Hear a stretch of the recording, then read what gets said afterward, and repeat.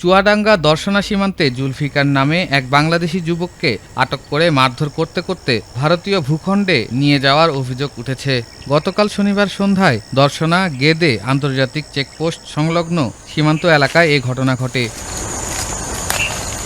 আটক জুলফিকার দর্শনা পৌর এলাকার রামনগর বিস্কুট ফ্যাক্টরিতে কর্মরত বলে স্থানীয় সূত্রে জানা গেছে। স্থানীয়দের দাবি, শনিবার বিকেলে কয়েকজন সঙ্গীকে নিয়ে সীমান্তবর্তী এলাকায় খড়ি কুড়াতে যান জুলফিকার।